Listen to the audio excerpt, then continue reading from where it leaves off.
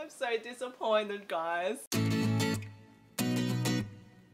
Hi guys, this is Jean from Happy Indulgence and welcome back to my channel. Today I'm going to be reviewing Zenith by Sasha Olsberg and Lindsay Cummings. Gosh, I have so many thoughts about this book, like I just need to rant and get it out. So I was actually really excited to pick it up. I was on the blog tour for Zenith where I did my top 5 reasons why I enjoy sci-fi, and that's on the blog, which I'll link down below.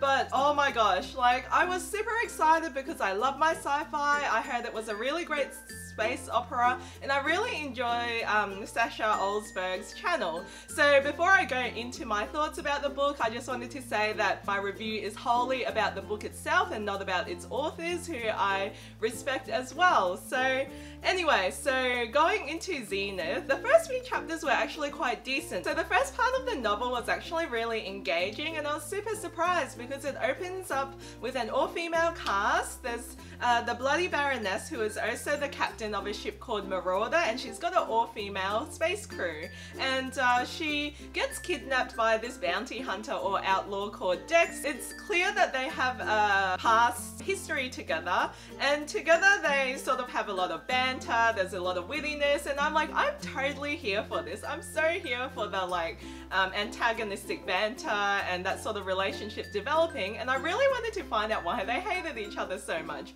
But here's the thing, instead of going on into their relationship and finding out more about each of these characters, it jumps across so many different perspectives. There are 6 perspectives in this book, and really I didn't really feel like I was connected to any of these characters because there were so bloody many of them. And look, there's like a blue-skinned alien, there's an AI character, there's an evil queen, there's Andy or Androma, who is the Bloody Baroness, and then there's Dex, and I can't even remember the other one. I think it was someone on the space crew, but I honestly did not even care because so many of these characters felt just so stereotypical. Like pretty much over and over we hear that Androma is a Bloody Baroness and she's so murderous and she's gonna come and she's gonna kill everyone and she kills everyone for the sake of it. Who does that sound like? That sounds like Selena Sardothian from the Throne of Glass series, and she just felt like a carbon copy of her. And then we've got this blue-skinned alien whose skin is so blue and there's a crystal in their chest, and oh my gosh, have I mentioned the blue skin? I mean, it's just so blue. And then you've got the AI character who's like an AI. Everyone, I'm an AI, and that's actually all you need to know about my character.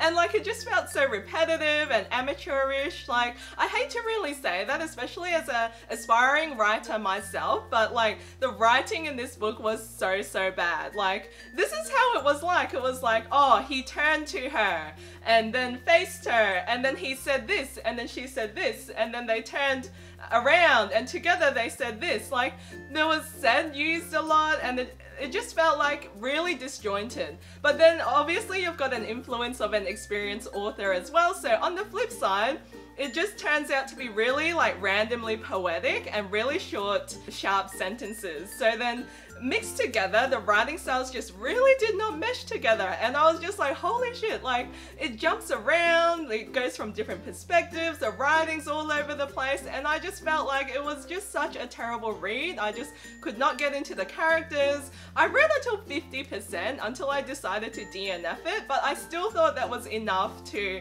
like put me off forever. Yeah, like I have read The Murder Complex by Lindsay Cummings before, and even I didn't enjoy that writing because it feels so like randomly poetic and really dramatic and really sharp and short. That's how reading Zenith was like, but then it went from like one style to the other and like it was just all over the place, and I was like, oh my gosh, I read until 50% of the book and nothing had happened because it had just jumped around from these different characters. It was going back into their backstories. You know, they were on this ship and the ship is called Marauder and it's made out of glass. Can you believe it? Like how does a bloody ship get, like how, I don't know, because it never really went into how this ship is bloody buoyant in the first place, but it's made of glass, right? Because it's so bloody cool. Like, oh my gosh, this book was seriously so terrible to read, and like, it's like you read the first 3 chapters and that was really promising and I'm like, yep, I'm totally here for it,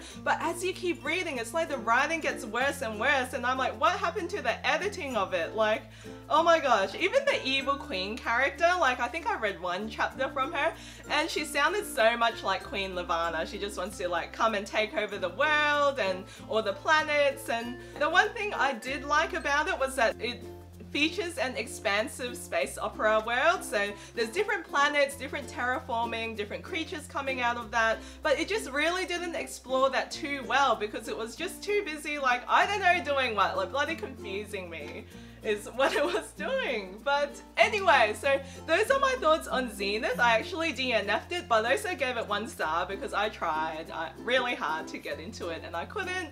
And yeah, I hope no one gets offended with my rant, but I really needed to get that out and I feel cleansed. I hope you guys enjoyed my video. If you did, please give me a thumbs up and leave a comment down below with your own thoughts on Zenith, and yeah, subscribe to if you want to see more. Thanks guys, I'll see you guys next time. Bye.